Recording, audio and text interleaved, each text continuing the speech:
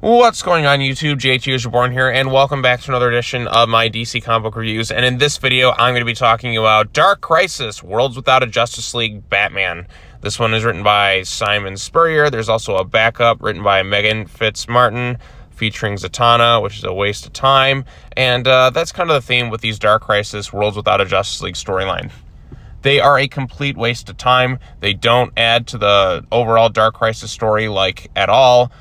In fact, without the Dark Crisis title, you'd probably think it's just some random Elseworld storyline. The only hint that you get that they're in it is, the Justice League is fallen. You get this little text thing here, and it's really dumb, doesn't make any sense. In an epic battle against the mad Pariah's Dark Army, Earth's defenders sacrifice themselves to save the multiverse now, blah, blah, blah, or are they dead? Actually, no, they're not, because the release of this thing was really stupid, because they released all these Worlds Without a Justice League things, a lot of it, like this one, well after the Justice League are already back. There's one issue left of Dark Crisis. Why didn't you release this thing a couple of months ago at the start of Dark Crisis? Would have made a lot more sense. But no, it's just, and it doesn't add much to the story. Here's this dumb explanation. Needing power to fuel his deadly machines, basically, Pariah has imprisoned the essence of each Justice League member on custom-made worlds using his ever-growing dark abilities. Each world has been created from the innermost hopes of the Justice League. I don't buy this with Batman, especially in this one. Where's his family for the most part? Where's his, kids? This isn't a happy-go-lucky world with the Justice League. It doesn't really add up or make sense in that capacity. If you wanted to tell a story where Batman's trapped in a dream state, and it really kind of plays on his innermost hopings, but it's still kind of a lie, which is why he can't accept it. Perchance to Dream, one of the best episodes of Batman the Animated Series, did this perfectly. Much better, more interesting than this thing right here. That's it. And that actually makes it feel like a real dream world. And here, Batman and Bruce Wayne, I guess, are kind of split off into two different people. It's weird, post-apocalyptic, futuristic kind of world. It doesn't seem like anything Batman would really want. Like I said, his family's pretty much not there, fighting criminals, and then just kind of gets reset and reasons. Where's Pariah in all this? Why can't he just show up in every issue? At least have him laugh or something. And no, he's just kind of not really there. This just feels like a pointless filler story, and then it just kind of ends. Doesn't add much to Dark Crisis at all. That's that. The only reason you know it's a tie-in is because it says so on the damn title. Did this lead into anything? No. It didn't do anything. There was nothing all that interesting about it. It just felt like a complete waste of time. Maybe this could be an interesting Elseworld storyline if it had the time to set up its world and build out its own universe, but it's just a one-shot. It's just a pointless dream filler one-shot meant to just suck more money out of people's pockets like me. That's just what it is. And then in an even more pointless backup, which is only a couple pages, it's the Megan Fitzmartin one. Boy, Megan Fitzmartin has not been doing pretty well lately. We had the Dark Crisis Young Justice book, which wasn't good. And then we had this one, which is completely pointless. Nothing really happens in it. Zatanna, it's about Zatanna, and I love Zatanna. Basically, she's trapped in time, I guess, and time is a thing. And basically, it's a few pages, and then the Justice League shows up. It's to be continued in Dark Crisis on Infinite Earths number 7. There you go. That's it. Nothing really happens except the Justice League kind of shows up and their weird designs in that. The artwork looks nice. I'll give it that. But other than that, nothing really happens. Why do we even need this? It didn't accomplish anything. What did it accomplish? What did it add to Dark Crisis as an overall story? Okay, they're trapped in dream worlds. Why do we need an entire issue dedicated to this world? Do we get any new interesting insights about Batman? Is there any interesting explorations of the character and all that? Does this really seem like the innermost hopings of the Justice League, all these Dark Crisis spin-off books? No, it doesn't. It doesn't do much to add to the overall narrative. They're not very interesting stories, and I don't buy them as the innermost hopings of the Justice League.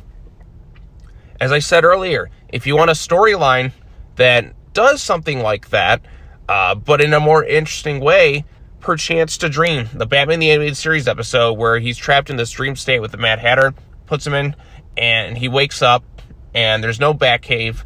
He's marrying Selina Kyle, and his parents are still alive. To him, the nightmare is finally over, and then he starts to realize there's something off about here in this place until everything's trying to fight him, and then he ultimately figures out what's really going on. That's interesting. That's a compelling storyline. But here, he doesn't figure it out in this issue, mind you. It's just a never-ending cycle. What did it accomplish? What did it do? It'd be one thing if these stories were exciting, but The only Dark Crisis spinoff I have liked is the Flash stuff. And that's because Jeremy Adams is a very talented writer. And it plays off the Flash run. And it adds to the Dark Crisis story. It's actually interesting. But these Worlds Without a Justice League ones just feel like pointless filler. It doesn't do much. And it's not even exciting filler. It's just a waste of time. And it's unfortunate to say that. Like, Dark Crisis has been a major dud for me. I wanted to love Dark Crisis. I really did. But it's already being undermined by the fact that immediately after its ending, we're getting Lazarus Planet as the next event in the DC universe. What the hell? This is supposed to be the sequel to Crisis on Infinite Earths. It should be bigger than this. It should encompass the entire DC universe. But all the other DC titles are still going on like normal.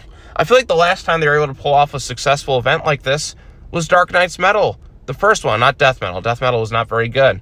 But at least that one, I felt like every book tied into it. I felt like it was building to something. This, it's just, You know what I mean? It's just, It doesn't do much. So, there you go. Waste of time, waste of money. The story could be interesting maybe in its own unique universe with a couple of issues to kind of set it up and expand upon the world, but we're probably not going to revisit this anytime soon. I don't get why this would be part of Batman's innermost hopings, and you could argue that Pariah is manipulating it, and which he kind of is, using the Great Darkness and all that, but the text at the beginning says these are the innermost hopings of the Justice League. I can't see it. I just can't see it, and I don't understand why we needed this. What did it add to Dark Crisis? So, there you go. Those are my quick thoughts on it. Artwork is fine in the main Batman story.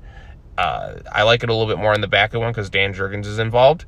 But all things considered, I felt like I just wasted my time and energy and money. So, there you go. Those are my quick thoughts on it. I don't think it did much to make Dark Crisis more exciting. You could skip all of these tie-ins and not miss a thing with Dark Crisis. Nothing substantial outside of the Flash stuff has happened in these spin-offs. Maybe you could argue the Deadly Green one because it actually got a revelation about Pariah, but everything else, no. Between this and Dark Crisis Young Justice, what a waste.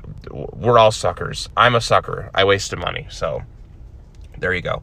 All right, well, that's all I have to say. Post your comments down below. Like this video, share it with your friends, subscribe to the YouTube channel for more content, hit the bell for notifications.